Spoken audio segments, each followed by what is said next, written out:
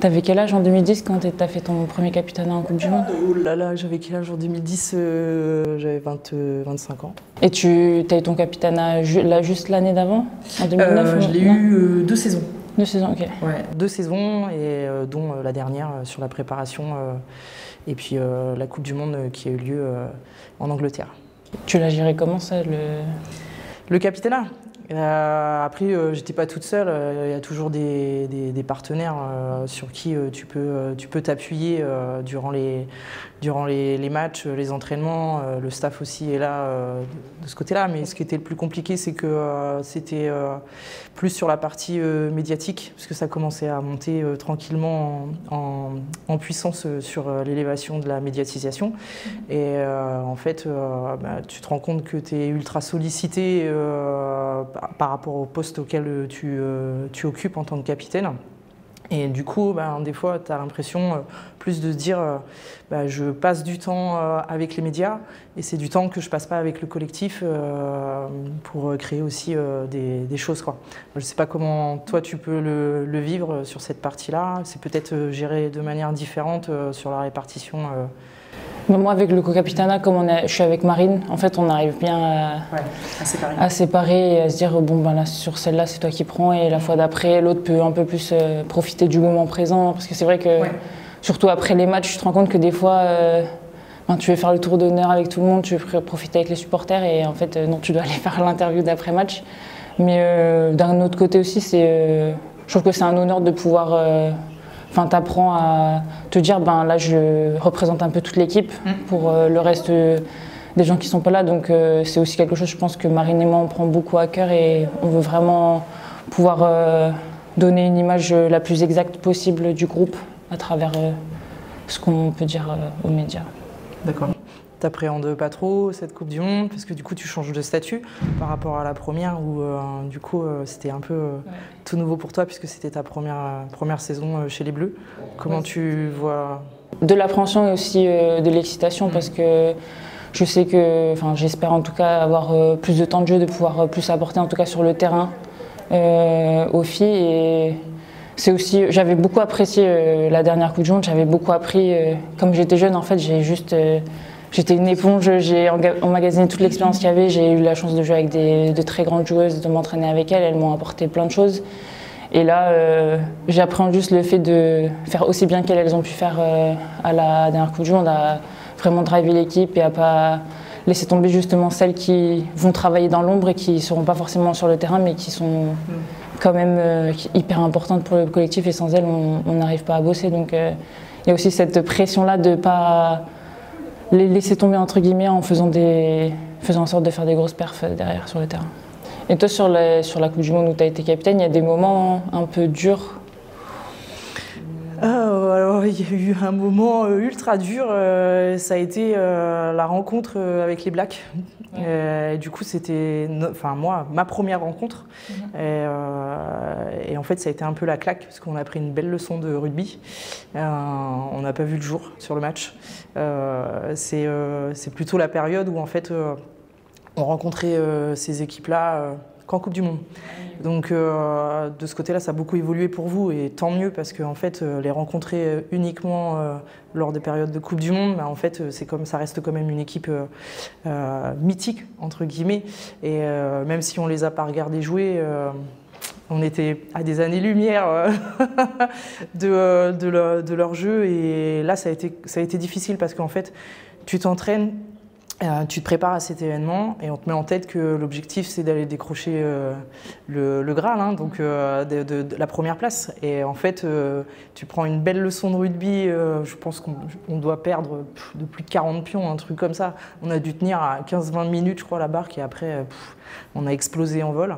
Et à l'issue de ce match, c'était compliqué, parce que de se dire, en fait, on a fait tout ça pour ça.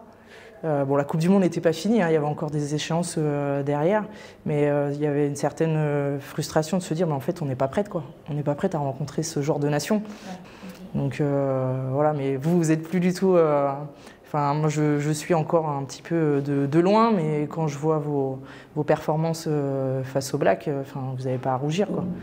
Donc après, c'est de plus en plus. Tu vois, on nous parle beaucoup de l'Angleterre maintenant, on nous parle beaucoup des Blacks, mais en fait, tu te rends compte que toutes les nations, elles montent d'un cran. Et en fait, c'est ça le plus dur. Tu dis que maintenant, en fait, il n'y a pas de match facile, de petits matchs. Là, contre l'Irlande, on se fait peur aux 6 nations, contre l'Italie, on se fait peur. Enfin, contre toutes les nations, tu peux jamais relâcher, ce qui est très bien sur le rugby. Mais du coup, je trouve que des fois, les médias et les gens de l'extérieur, ils nous parlent encore que des grosses nations, entre guillemets, alors que pour moi, maintenant, il n'y a plus trop de... Enfin, bien sûr, il y a les nations favorites, mais tout le monde a un super niveau de jeu et c'est... chaque match, je pense, sur la Coupe du Monde, c'est ça qui va être hyper intéressant, c'est que tous les matchs, ça va être des gros challenges et ça va vraiment fighter sur chaque rencontre et ça va être trop bien pour le rugby en général. Bah oui, parce que pour le coup, en termes d'évolution sur le plan sportif, c'est que du plus sur la pratique du rugby féminin. Après, c'est sûr que pour le coup, chaque match a un enjeu hyper important. Et là, je pense que c'est là où toutes les joueuses ont un rôle hyper important à jouer, parce qu'il doit y avoir, à mon sens, un turnover sur les matchs pour apporter aussi de la fraîcheur avec toutes les rencontres qui ont lieu sur ce genre de compétition. Donc là, tout le monde va avoir du temps de jeu et il va falloir se donner corps et âme jusqu'à la dernière seconde. Donc après, je pense que c'est plus intéressant de jouer ce genre de match-là que de se dire voilà, ça va être un match où on va, entre guillemets, on va pouvoir lever le pied et en fait, il faudra aller matcher chaque match en se disant que c'est le dernier et c'est la finale, quoi. Ouais. Donc vous serez prête. Toi, vous aviez un peu une stratégie pour garder tout le collectif impliqué à fond, parce que tu vois, selon les statuts, moi je me rends compte que des fois certaines filles se sentent peut-être un peu moins impliquées dans le projet ou dans l'objectif Coupe du Monde ou d'aller être championne du monde, parce que c'est la première fois, c'est leur première prépa. Elles sont pas forcément, pendant la prépa, elles n'étaient pas forcément sûres. Je pense, elles se disaient à tout moment je serai pas dans les 32. Comment tu fais pour, des fois, moi, j'ai du mal à trouver les bons mots pour que ces filles elles restent impliquées. Après, il faut se dire que déjà, tant que le groupe n'est pas parti et que tu n'as pas enfilé ton maillot pour matcher, tu n'es pas dans le groupe. Il peut t'arriver n'importe quoi, à n'importe quel moment, à n'importe quand. La blessure, elle fait partie du jeu, malheureusement. Et tu peux te blesser avant de partir et tu peux être appelé au dernier moment. Même si il y a aussi une certaine frustration pour les joueuses qui ne feront pas partie du groupe, malheureusement. À tout moment, elles peuvent être appelées. Même pendant la compétition, elles peuvent être aussi rappelées. Et c'est surtout de se dire que même s'il y en a 32 qui partent, il y a eu toute une saison. Et avant cette saison-là, il y a eu 4 ans en fait, de préparation pour aller vers cet objectif final. Quoi qu'il arrive, tout le monde aura mis sa pierre à l'édifice. Et les filles qui seront dans le groupe des 32, elles sont là aussi grâce à celles qui sont restées à la maison. Donc tout le monde, à mon sens, il faut rester dans cette dynamique-là et de se dire que en fait, moi je suis là, c'est aussi grâce à toi.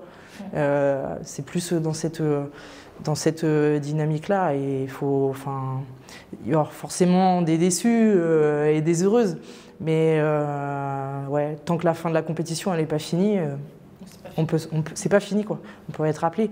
Et si c'est pas cette année, si c'est pas sur ce cycle-là, comme tu disais, il y a des jeunes, elles seront peut-être appelées sur le cycle d'après. Il y en a qui vont prendre leur retraite sportive et elles vont laisser la place à d'autres. Donc ce sera forcément de l'expérience en plus et ce qui ne tue pas rend plus fort.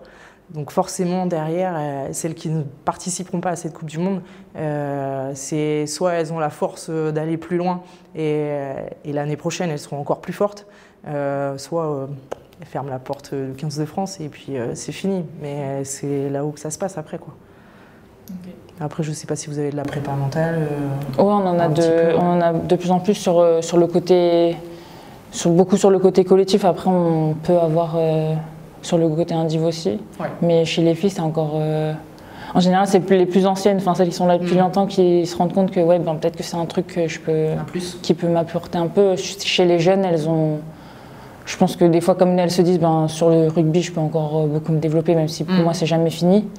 Elles ne pensent pas encore à tous les petits trucs d'à côté. Et je pense que ça vient encore un peu plus tard, enfin, pas à la toute fin, mais c'est quand tu prends un peu en maturité que tu te rends compte que ben, tu as l'alimentation, le sommeil, l'hydratation qui rentrent vraiment, tous les petits détails qui peuvent faire que tu vas être au top de ta performance sur le jour J.